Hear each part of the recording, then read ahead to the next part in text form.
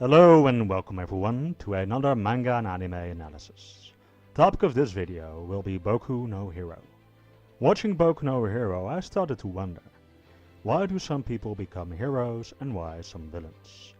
What could be the reason behind that? Is it something people are born with? Are some people just evil? Or is there something else?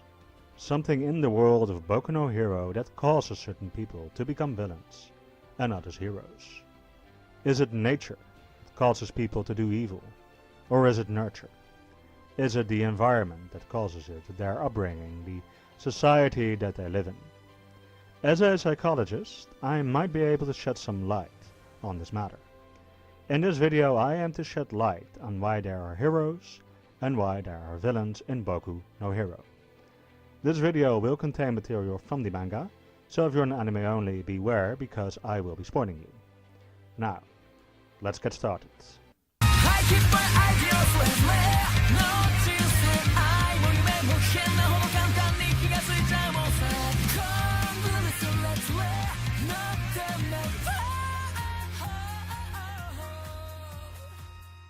To understand why people commit crimes like killing or stealing, it is important to look at the nature and nurture of people.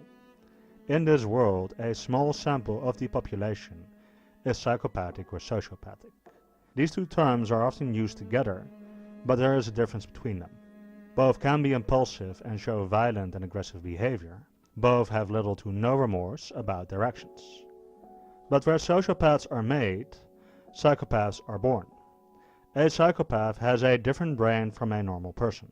There are big differences in both the amygdala as well as in the frontal lobe. The amygdala is the fear center of the human brain, and it is shown in brain scans that psychopaths feel less fear. They don't feel the same amount of fear as we do when we see a snake, for instance. In fact, primates with a damaged amygdala will pick up a live cobra. The frontal lobe is our moral decision-making center. It is where we make conscious decisions, good deeds, bad deeds, or better and best actions, also known as conscience. Here our norms and values are integrated and socially acceptable behavior is formed. There are several characters in Boku no Hero who fit the bill of a psychopath. Himiko Toga, for instance, or Muscular, or Moonfish. These characters are all capable of killing. Toga and Moonfish in particular seem to have a need to kill, and none of them show any remorse about their actions. But in Boku no Hero there is something else at play, besides possible differences in the brain. And that is quirks.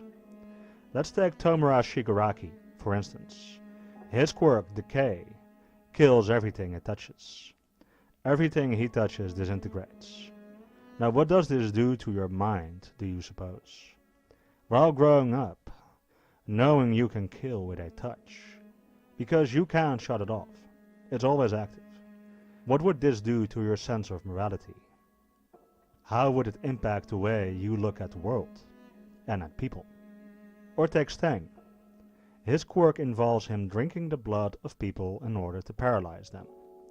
So Stain has to hurt other people to use his quirk. He has to draw blood. He uses knives and swords now. He could also use a syringe like Toga, but he still has to drink blood. What does that do to you? Knowing you are able to drink the blood of others in order to use your special talent. Now you could say, well, why doesn't he simply not use his quirk? But I don't think it's that simple. The closest thing we have in our world to quirks is people who are top athletes. It is shown that when top athletes stop performing, they can fall prey to depression or addiction. The reason for this is that their brains are used to a certain amount of adrenaline and serotonin. Serotonin is the chemical that is released in our brains when we do something that makes us feel good. When you get a runner's high, it is the serotonin that is increased. I can imagine that shooting fire from your hand or explosions is a rush. In that case, you can compare Todoroki and Bakugo to top athletes. If Todoroki and Bakugo had to stop using their quirks from one day to the next, they could fall victim to depression or addiction.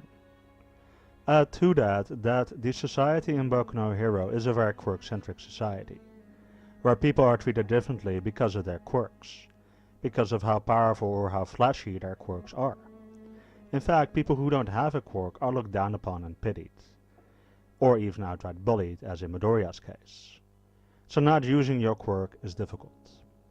Does this mean that people with a certain kind of quirk are destined to become villains? No, because look at Hero 13. Like Shigaraki, her quirk is purely destructive. She can suck in matter through her fingertips and turn it into dust. But she uses her quirk to clear debris in space. Also, look at Shinzo. Stain has to hurt others in order to use his quirk, but Shinzo can only manipulate others with his quirk. That is literally the only thing his quirk does. If someone answers a question he poses, he can control them. If a quirk was really that important in deciding which path your life will take, then by all ways and means, Shinzo should have been a swindler, a con artist, or a Wall Street banker. Instead, he wants to become a hero. So it is not just quirks. So what else is going on in Boku no Hero? Let's take a look at nurture. People's environment, their upbringing, the society that they live in. Tomura Shigaraki has had a traumatic event in his childhood. We don't know what happened exactly, but we can assume that he was neglected and also abused. After this, the heroes didn't come and save him. They didn't see him, and he was picked up by All for One, who filled his head with anger towards society. Research has shown that trauma in the early childhood can lead to differences in brain chemistry, leading to a brain very similar to that of a psychopath, leading to antisocial and destructive behavior. Shigaraki shows signs of being a sociopath. He is impulsive, he is prone to violent and aggressive behavior, he has no remorse about his actions, but he is capable of having relationships and attachments to certain groups. This is what separates sociopaths from psychopaths. A sociopath is capable of having attachments to certain groups. They simply don't care at all for the people outside of that group. So in Shigaraki's case, it wasn't his brain being different from birth that caused him to become what he is. It was society, his environment.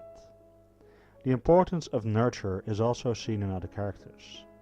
In Stain, for instance, Stain was rejected by society for his beliefs that a hero should not save others for money or fame.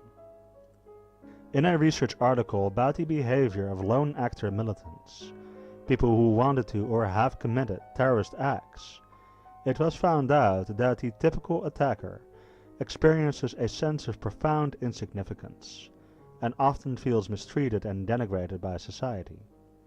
In the 119 cases that were investigated, almost all of them had issues of failure, rejection, and humiliation. Does this remind you of anyone that we know? So what does this mean? All it takes is one bad day and you become a villain? No, because look at Shinzo, or look at Eri for that matter. Eri is a lot like Shigaraki, having known trauma in her early life. Rejected by her mother who thought she was cursed, she killed her own father when she accidentally used her quirk to erase him from existence. She, like Shigaraki, was taken in by someone who used her as a pawn, Overhaul, cutting her up to use her blood to make quirk-erasing bullets, and then healing her. Suppose the events of the manga hadn't happened. What would Eri have become? It is possible that she would have used her quirk to accidentally or on purpose kill either Overhaul or one of his subordinates and escaped. How would she have grown up, knowing nothing but pain and cruelty? How easy would it be for her to take revenge on society, who'd left her in the hands of the villains? In time, she might have become as dangerous as Overhaul. So what happened? She was shown a different way. She was saved by Deku and Mirio. She was shown that there is more to life than pain and suffering. Her environment supported her, and is still supporting her, even now, and this is also seen in real life, you guys. A man who, according to his brain scans, was a psychopath has a successful career and life. Why? Because his environment supported him. His mother didn't realize he was a psychopath, but did know he was a wild boy and so put him on all sorts of contact sports. What she did not do was reject him or ostracize him. His environment decided what he would become. And this is seen in Shinzo as well. Shinzo desperately wanted to become a hero, but was rejected by Huei and placed in the general department class, even though someone like the rapist is let in just fine. It is shown that in his childhood, people looked at him with fear and mistrust because of his quirk, saying it would be more suitable for a villain. He was rejected by his peers. I can imagine Shinzo felt mistreated and denigrated by society. I can imagine that he had issues of failure and humiliation. But after the hero tournament, he was accepted by his class and by the other heroes. So his environment stepped in. He also has All Might in his environment, who stimulates him to be a hero. So the hero's society has prevented Shinzo from taking a dark path. And this goes for Stain as well, because Stain might have been very different without All Might. Stain now has a sense of justice, a perverted sense, but still a sense. So your environment can damn you, but also save you. Some people are maybe beyond saving, are doomed from birth by either their quirks or their brain chemistry to become villains.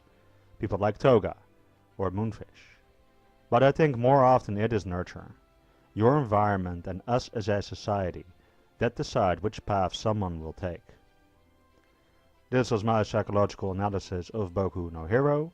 I hope you liked it. Like if you liked it. Share if you want, because that does help my channel out.